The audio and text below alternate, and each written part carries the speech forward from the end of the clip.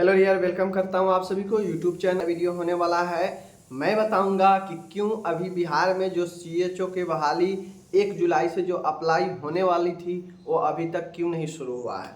आखिर जो बिहार में और भी सारे जो हेल्थ डिपार्टमेंट में बहाली आने वाला था वह बहाली अभी तक क्यों नहीं आया है।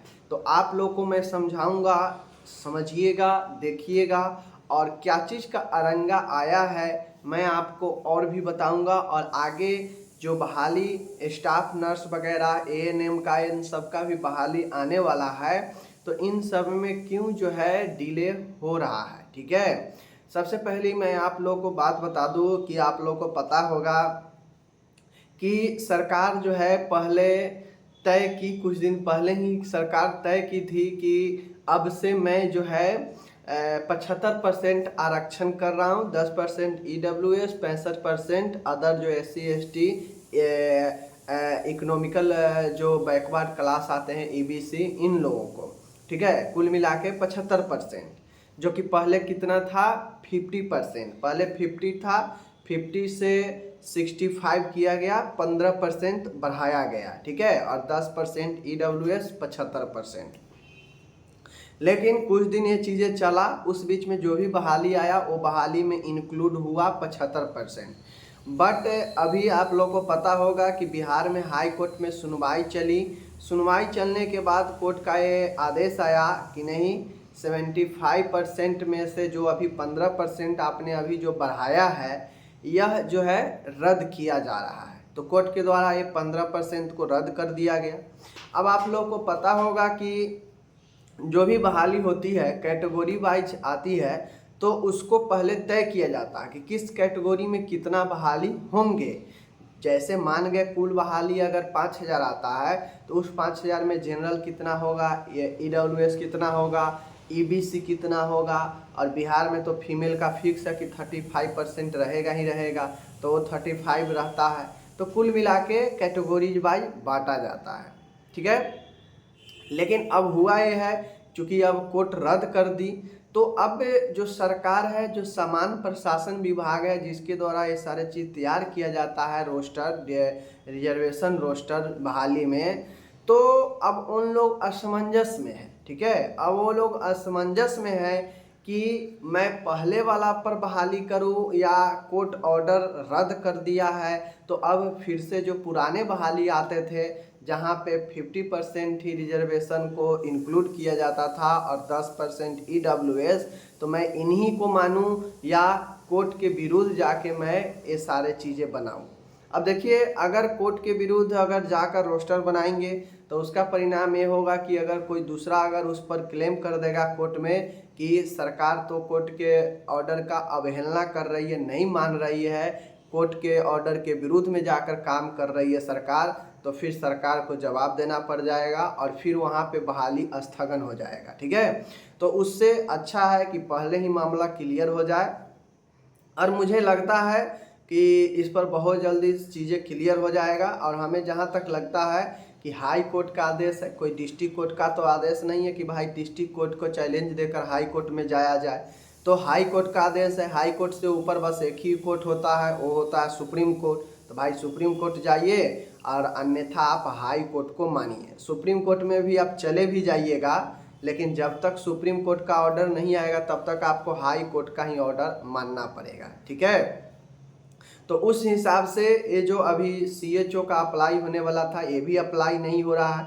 1 जुलाई से ही अप्लाई होने वाला था, बट अभी तक अप्लाई शुरू नहीं हुआ है, आज 3 हो गया है। तो कहीं ना कहीं मुझे लगता है कि उसी सस्पिशन में ये भी फंसा हुआ है।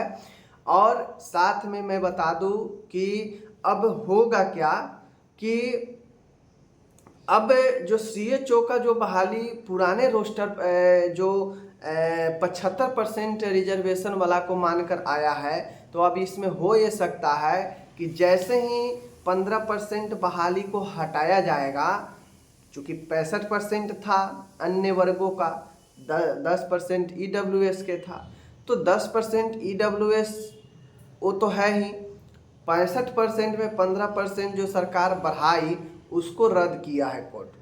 तो अब जैसे ही हमको लगता है कि 15% सरकार हटाएगी क्योंकि जो अभी नोटिफिकेशन सरकार दी ये तो 65% मान के दिया, लेकिन अब जैसे ही 15% हटेगा और जो जनरल का यूआर का जो सीट वहाँ पे नहीं था, तो अब हमें लगता है कि वहाँ पे जनरल का सीट देखने को मिल सकता है। जो सामान्य सीट नहीं था एक भी, तो हो सकता है अब जो है वहाँ पे सामान्य सीट हो जाएगा, क्योंकि पहले 15% उसको खींच लिया था। 15% कमा कहाँ से था, तो जो जनरल के सीट रहता था बचा हुआ, उसी में से तो ये 15% और खींच लिया।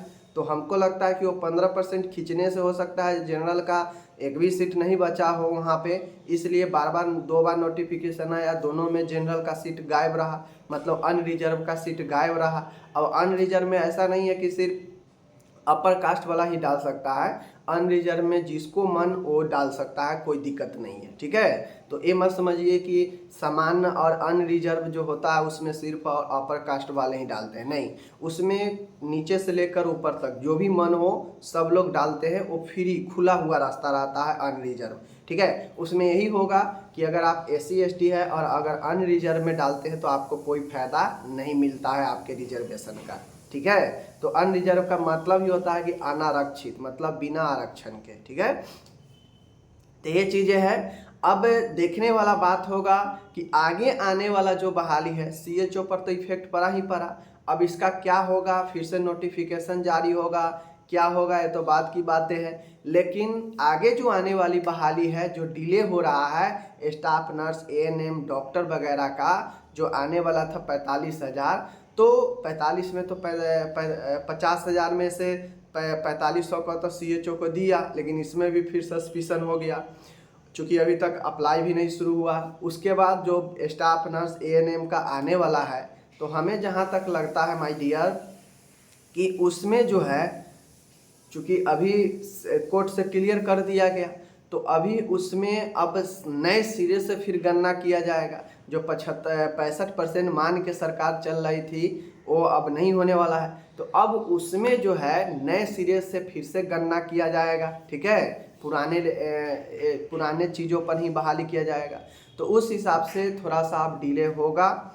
अब देखने वाली बात है कि किस स्थिति पर ये सारे चीज़ें हो रहा है और कितना जल्दी आ रहा है, ठीक है। बाकी यही चीज़ें हैं, बाकी जब भी बहाली आएगा मैं आपको बताऊंगा, और जैसे भी हो जो भी हो बताऊंगा। लेकिन अभी फ़िलहाल सब चीज़ अब बहाली प्रोसेस रोक दी गई है। क्यों रोक दी गई है, क्योंकि आपको पता है कि ये बीच में मामला कोर्ट का आ गया, तो जितने भी रिजर्वेशन रोस्टर है उसको चेंज करना पड़ेगा, तो इसलिए हमें लगता है कि इसमें डिले हो रहा है, ठीक है। बाकी जैसे भी कुछ होगा मैं बताऊंगा। अब ऐसा नहीं है कि सिर्फ हेल्थ डिपार्टमेंट में ही इसका जो है प्रभाव पड़ रहा है, सभी विभागों में इसका प्रभाव पड़ेगा, सभी चीज़ों में चेंज होगा, ठीक है। तो ये सारे चीज़ें हैं। बाकी मिलेंगे अगले वीडियो में, अपना ख्याल रखिएगा।